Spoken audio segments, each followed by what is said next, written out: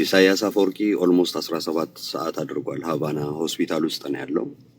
የጭንቅላት ወባ ከዚህ በፊት 2010 ላይም እስራኤል መጥቶ ነበር እና ባርሼባ የሚባል ሆስፒታል ነው ታክሞ የነበረው እና አሁንም ጥያቄ ምልክት ላይ እንዳለ ነው አንዳንድ መረጃዎች እኛ ጋር የሚያሳዩት። እና የጭንቅላት ወባ ምንድን ነው? ቢጫ ወባ ነው?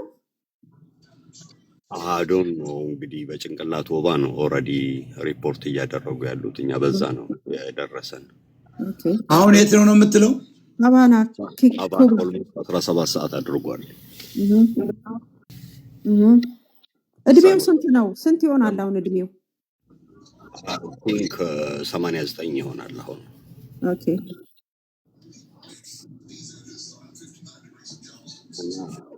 የፖለቲካው እንቅስቃሴ ሰሞኑ ሽፍት ያደርጋል የሚል ስጋቻ። ወዴት ነው ሽፍት የሚያደርገው በአንተ ግምት? ያሰለጠነው ልጁ አብርሃም ይዘዋል ነው ወይስ ሌላ የምታውቀው መረጃ አለ? አሁን እዛ ጋር እንዲህ ብዬ እዚህ ጋር መናገር የማልችላቸው ነገሮች አሉ። ግን በአጠቃላይ በሀገር ውስጥ ባሉ ጀነራሎች ያው የእርስ በርስ መፋጠጥና መዋጠር አለ። ያ የተወጠረው ነገር የተለጠጠው ነገር ያሰጋል ተብሎ ነው የሚጠበቀው። ምክንያቱም ጀነራሎቹ በእሱ ተጽዕኖና እሱ በሱ ክሪስ ክሮስ መስተዳደር እርስ በርስ እንዳይቀራረቡ እርስ በርስ እንዳይተማመኑ አድርጓቸዋል። እና በዛ አይነት መስተዳደር የቆየ ቡድን ያንን የሚከላከል አካል ሳይኖር ሲቀር ሊፈጠር የሚችለው የእርስ በርስ የስልጣን ሽሚያ ነው ሊኖር የሚችለው። ከዛ በተረፈ ከውስጥ ያሉ ተቃዋሚ ሆነው በስውር የሚሰሩም አሉ በሲቪል። እነሱም የራሳቸውን አክሽን ሺፍት የማድረግ እነሱም በጣም ጥሩ። ስለ መረጃው እናመሰግናለን። ሰውየው ያው ተቃውሞ እንደተደረሰበት ይታወቃል። አመፅ ተነስቶበታል። እስረኛ ፈታው ብሎ ጭራሽ በጣም 30 ዓመት ውስጥ የታገቱ መተንፈስ የማይችሉ አስክሬን የፈታው አንድ ሐሙስ የቀራቸው ለመሞት ነው የፈታው። ያን ደግሞ ህዝቡ ቁጣ አንስቷል አይቷቸው በዚህ በጭካኔ እንደታሰሩ የሚል እንቅስቃሴዎች አሉ። ዞሮ ዞሮ ግን ይሄ ወደ ኢትዮጵያ የሚመጣው ወያኔና ሻዕቢያ በነዘመነ በኩል የሚቆም አይደለም። ይቅርታ ጋር እኔ እዚህ ጋር ምንድን ነው በእርግጠኛነት ልናገር የምችለው የአማራው ወደ ስልጣን የመምጣት ፕሮባቢሊቲ በጣም የቀጨጨ ነው። ይሄ ወደድንም ጠላንም ልናምንበት የሚገባ ነው። ምክንያቱም የትግሉ መዋቅር ውስብስብና ከተለያየ አካል የሚመራ ነው።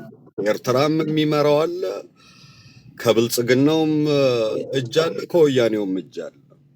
አማራው በራሱ ቆሞ ራሱን ነፃ የማውጣት ስትራቴጂ እና ትግል ነው መቅረጽ ያለበት።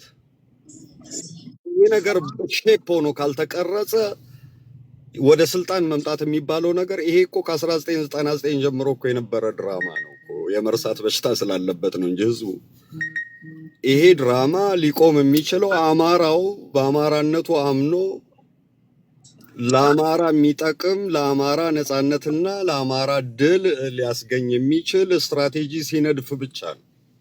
ነድፈዋል እኮ ተነድፏል። አልመጣም አለ፣ እምቢ አለ። 7 ዓመት እኮ የጮህነው እኔና ሞጣ አሁን የምትለውን ነው እምቢ አለ። በቃ ምን አለ መሰለሽ አሁን የነፃ አውጪዎች ትግል ካየሽ ለምሳሌ የሌላም ሀገር ሳንሄድ የወያኔና የሻዕቢያን ምሳሌ ማምጣት ይቻላል። ስንት ሰው በልተው ነው እዚህ ደረጃ የደረሱት። አንድ ትግል ላይ ሁሉም ሰው በቅንና ይታገላል ማለት አይደለም።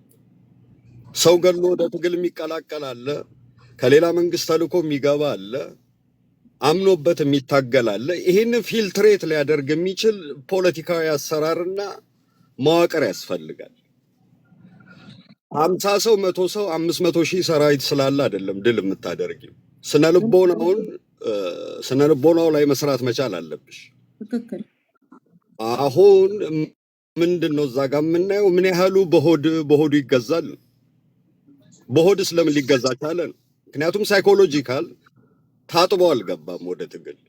ያ ነው የሚያስፈልገው። እያንዳንዱ መረጃ እያንዳንዱ ምርኮኛ በምን አይን ነው የሚታየው ነው። ያንን ደግሞ ይመለሳል ወይ ይታሰራል ወይም የቁም እስረኛ ይሆናል። እንደየደረጃው እንደየጥፋቱ እንደየአደጋው እና ጉዳቱ ታይቶ የሚኬድበት አካሄድ አለ። ምን አይነት ስትራቴጂ ምን አይነት ስልት ነው እየተሰራ ያለው? ከአንድ መንግስት ጋር እኮ የሆነ ቡድን ሲገጥም እኮ ፊት ለፊት አይደለም፣ ከግድግዳ ጋር እኮ አትጋጭም።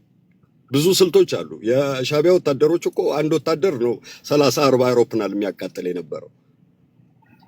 2-3 የሻቢያ ታጋዮች ናቸው እኮ ከከርቸሌ ከተለያየ ወህኒ ቤት እስረኛ የሚያስፈቱ የነበሩ የፖለቲካ እስረኞች። ይሄ ውጭ ጉዳይ ሚኒስቴር የነበረ አሁን ከ15 ግሩፕ ታስሮ ያለው እኮ ዓለም በቃኝ እኮ ታስሮ የነበሩ ናቸው። ከ15ቱ 4ቱ ናቸው፣ 5ቱ ሚኒስቴር ውስጥ የነበሩ ማለት ነው። በአሁኑ ሰዓት ያው እስር ላይ ናቸው። አንዳንዶቹ ሞተዋል፣ አንዳንዶቹ በህይወት ይኖሩ ይሆናል አላውቅም። እነዚህን ያወጧቸው በኦፕሬሽን ነው። ፋኖ ኦፕሬሽን ያደርጋሉ ወይ ነው? የአሰብና የጅቡቲን መንገድ ሊዘጋ ያልቻለ እንዴት ተደርጎ ነው ከድሮንና ስንት ትጥቅ ካለው መንግስት ጋር የምትጋፈጩ? ይመቸው ወንድሜ። የኢትዮጵያ ህዝብ እኮ በአንድ ዳቦ እኮ ውትድርና የሚመለመል ህዝብ ነው አይደለም እንዴ?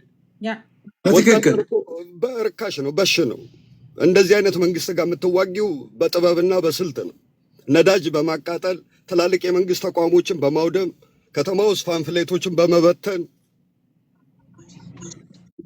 እንደዚህ ያደረግሽ ትላልቅ ባለስልጣኖች የሚኖሩበትን ልጆቻቸውን የሚሆን ቤተሰቦቻቸውን በማፈናቀል በማፈንዳት በትናንሽ ቦምብ ነው እንጂ የምትታገዩ ምንድነው? ሞርታር ኖክአውት። እስኪ አንተ ልጠይቅ፣ ኖክአውት ከእስራኤል አሁን በጣም ፖለቲከኛና በጣም እውቀት ያለው ሰው ነው። አየሽ እንደው አንተን እስኪ ለህዝቡ የምትነግርልን፣ ለምሳሌ ፋኖ የሚባለው ኃይል ክልል ውስጥ ያለውን ልማት ሁለቱን እርሻ ልማት በአማራ ስራ አላደረገም።